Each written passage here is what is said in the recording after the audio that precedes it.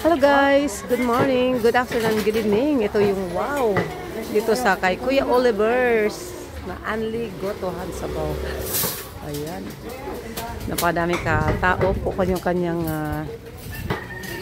restaurant. Ayan, at kung makiraan tayo kasi baka mabandian tayo ng mainit na kumukulong sabaw.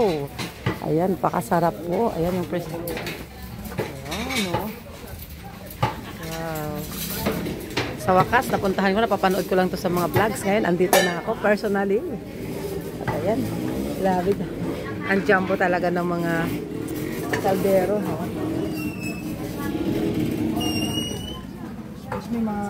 Yun, wala nang laman. Tapos na pala. Ayan pa lang, ang napataob dalawang kalderong malalaki. Hindi basta kaldero. Kaldero. Talaga. Sobra. Ayun. So lucky. Dahil sinuwerte tayo makapunta dito ngayon. Ang ganda ng ano niya.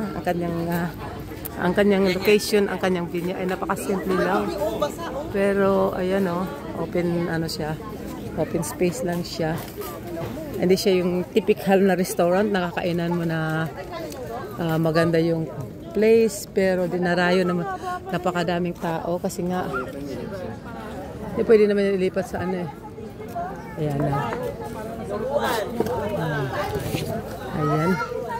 Dalaan, napakaganda. Grabe daming tao. At ito ay dinarayo dahil sa kanilang yung mga pa-order talaga na kalalaki ng mga servings ng ano, at napakakasarap din. Kaya ayun, hindi ko to palalagpasin dahil andito na ako, dito kami.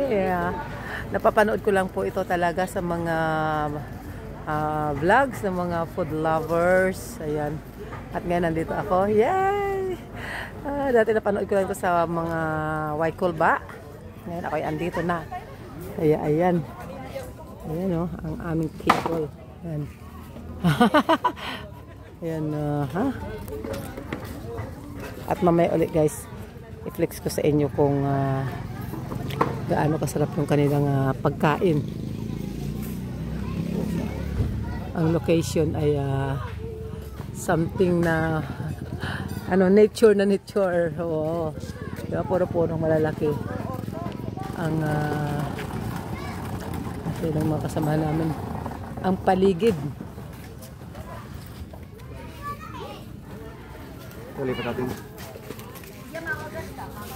Ito ay mag-asikaso ka ng sarili mong kainan dahil ito ay dinarayo talaga.